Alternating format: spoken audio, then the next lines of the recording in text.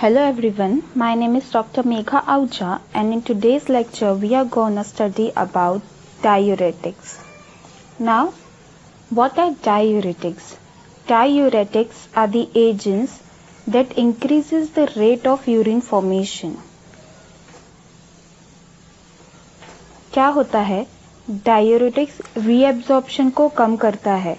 Reabsorption मतलब इन solutes और water को नेफ्रॉन में से ब्लड में जाने से रोकता है, जिसके वजह से वो वहीं से हमारे नेफ्रॉन से बाहर एक्सक्रीट हो जाते हैं यूरिन में से.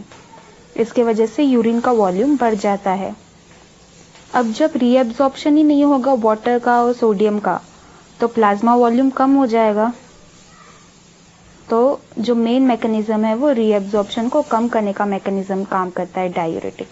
अब प्लाज्मा वॉल्यूम कम हो जाएगा तो जो आर्टरीज पे प्रेशर आएगा, जिसको हम बोलते हैं हाई ब्लड प्रेशर, वॉल्यूम बढ़ा तो आर्टरी से प्रेशर आता है, तो अल्टीमेटली प्लाज्मा वॉल्यूम कम होने से आर्टरीज का वो प्रेशर कम हो जाएगा, जिसकी वजह से बीपी नॉर्मल हो जाता है. हाइपरटेंसिव पेशेंट में या ज़्यादा डोज में यूज़ किया ज़्यादा फ्रिक्वेंसी में तो लो बीपी भी कॉज हो सकता है. तो अब क्लासिफिकेशन की बात करते हैं. तो ये शॉर्ट फॉर्म हमको याद रखना है. क्लासिफिकेशन को याद रखने के लिए लीक ऑन दी कैन, तो उसमें से जो एल है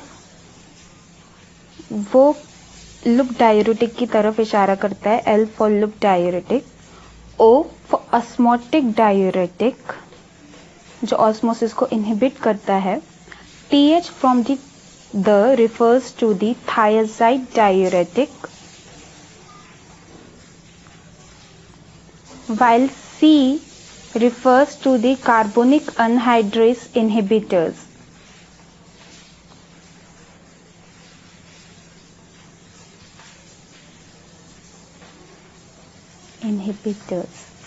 कार्बोनिक एनहाइड्रेस एंजाइम है जो प्रॉक्सिमल कन्वोल्यूटेड ट्यूब्यूल पे प्रेजेंट रहता है, उसको इनहिबिट करने का काम करता है कार्बोनिक एनहाइड्रेस इनहिबिटर.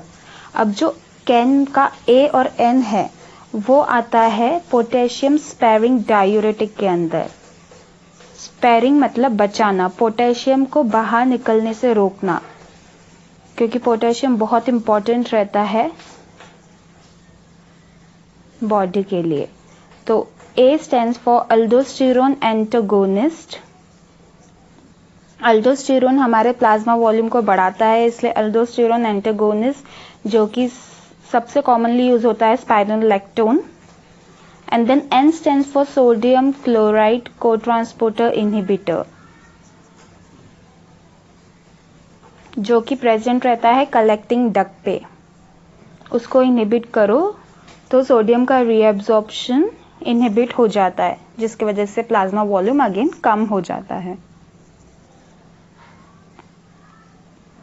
अब मैं यहाँ पे अगर डायूरेटिक समझना है तो नेफ्रॉन का स्ट्रक्चर और इसका नॉर्मल फिजियोलॉजी समझना पड़ेगा.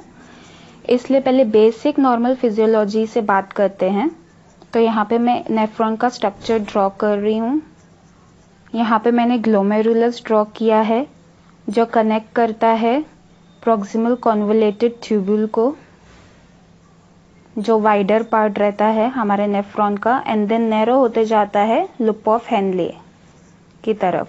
अब ये देखो, लिप ऑफ हेनले एक यू शेप में टर्न हो रहा है, जो नैरोवर पार्ट है, और अगेन वो वाइडर पार्ट में जाता है वाइडर ट्यूब्यूल, जिसको हम बोलते हैं डिस्टल कन्वोल्यूटेड ट्यूब्यूल.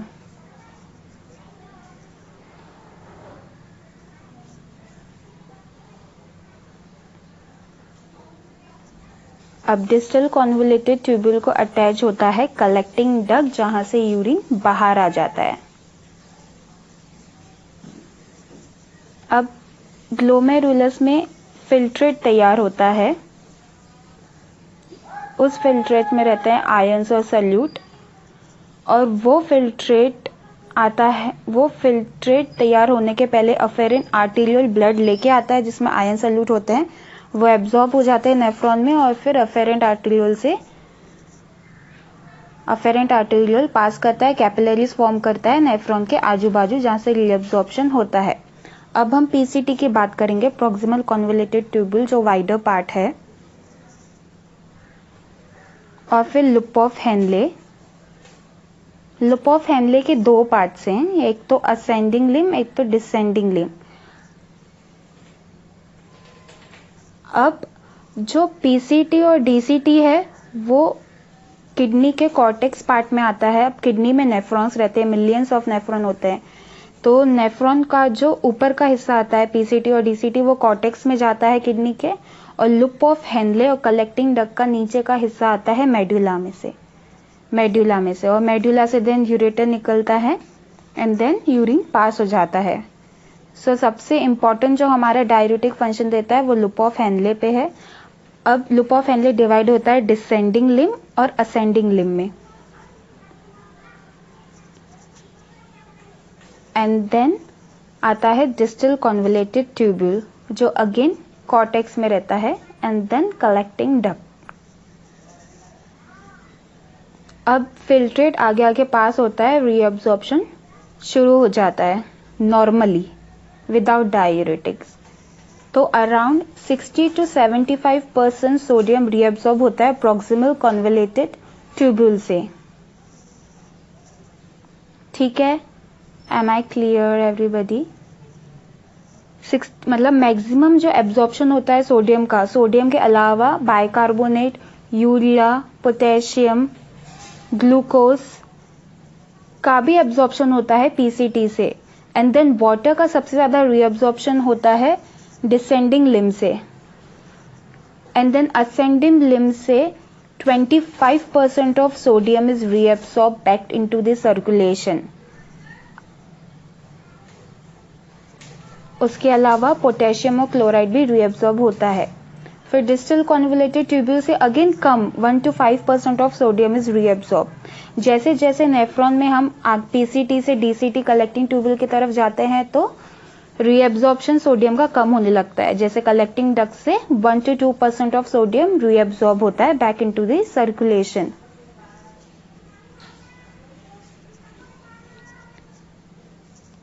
अब अगर मैं बात करूं स्पेसिफिक डाययूरेटिक की, तो मैं हर पार्ट के हिसाब से डाययूरेटिक को एक्सप्लेन करूंगी। जैसे पीसीटी पे दो डाययूरेटिक एक्ट करते हैं, उसमें से फर्स्ट है हमारा ऑस्मोटिक डाययूरेटिक।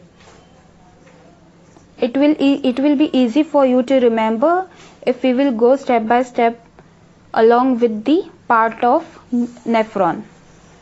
तो सबसे पहले पीसीटी पे जो एक्ट करता है वो है ऑस्मोटिक डाययूरेटिक, और सबसे वाइडली यूज होने वाला ऑस्मोटिक डाययूरेटिक है मैनिटॉल। हालांकि यूरिया आइसोसॉर्बेट भी होता था यूज, बट सबसे ज्यादा जो अभी यूज होता है और वाइडली यूज जो एफिकेसियस ड्रग है, अप्रूव्ड ड्रग है, वो है मैनिटॉल। तो वो क्या करता है, ऑस्मोसिस को कम करता है। ऑस्मोसिस मतलब सॉल्वेंट का लो कॉन्सेंट्रेशन से हाई कॉन्सेंट्रेशन जाने में कम करता है, जिसकी वजह से क्या होता है, वाटर है वो रीअब्सॉर्ब से वाटर का रीअब्सॉर्प्शन कम करता है osmotic diuretic. It does not affect the sodium reabsorption. Water को ट्यूब्यूल में ही रखता है, वहां से एक्सट्रैक्ट कर देता है, उसका रीअब्सॉर्प्शन नहीं होने देता है। मैनिटॉल फार्माकोलॉजिकली इनर्ट मॉलिक्यूल है। लो मॉलिक्यूलर वेट होने के वजह से वो पूरा का पूरा एब्जॉर्ब हो जाता है, फिल्टर हो जाता है ग्लोमेरुलर फिल्ट्रेट में, और नेफ्रॉन में पास हो जाता है, और वापस रीअब्जॉर्ब नहीं होता है, वहीं से एक्सक्रीट हो जाता है मैनिटॉल।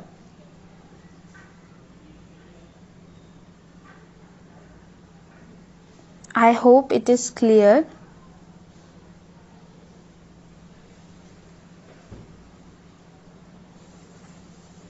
अब ये तो हो गया ऑस्मोटिक डाययूरेटिक यानी कि मैनिटॉल का प्रॉपर्टीज।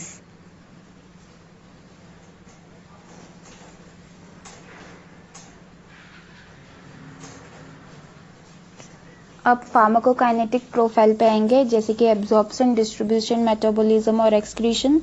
तो मैनिटॉल एब्जॉर्ब नहीं होता है, यहाँ तो बहुत पुअरली एब्जॉर्ब होता है ओरली, और अगर ओरली एब्जॉर्ब हो भी गया, हमने मैनिटॉल ओरली दिया भी, तो वो ऑस्मोटिक डायरिया कॉज कर सकता है। इसके वजह से ओरली नहीं देते हैं, और लो मॉलिक्यूलर वेट है, इसके वजह से हम उसको आईवी देते हैं, इंट्रावेनस देते हैं। उसका T half elimination half life है 0.5 to 1.5 आवर, 1.5 घंटे तक उसका एलिमिनेशन होता है। मतलब ये जो टाइमिंग लिखा है मैंने, उतने टाइम में 50% ऑफ ड्रग एक्सक्रीट हो चुका होता है बॉडी से, और 50% बचा होता है एक्शन देने के लिए। मतलब 50% एक्शन मिल चुका रहता है हमें 1.5 घंटे, आधे से 1.5 घंटे तक।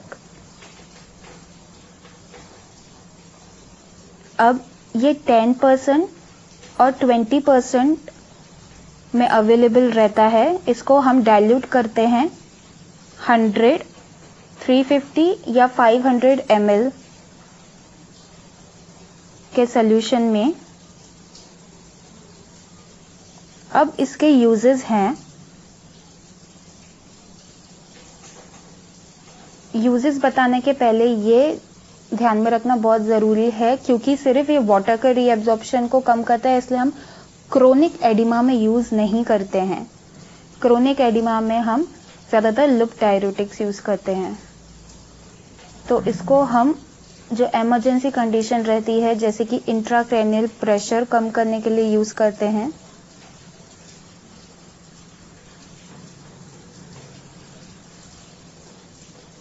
और इंट्राऑक्यूलर प्रेशर, अब इंट्राऑक्यूलर प्रेशर बढ़ता है विट्रस ह्यूमर से, जिसको हम बोलते हैं glaucoma. Increase intraocular pressure occurs in glaucoma. तो उसे कम करने के लिए भी हम मैनिटोल का यूज़ करते हैं, बट वाइडली यूज़ वो इंट्राक्रैनियल प्रेशर को कम करने में यूज़ होता है। जैसे कि सीवियर ट्रॉमा और शॉक में इंट्राक्रैनियल प्रेशर बढ़ जाता है, उस कंडीशन में मैनिटोल का यूज़ होता है। मैनिटोल एक्स्ट्रा सेलुलर फ्लूइड को बढ़ाता है।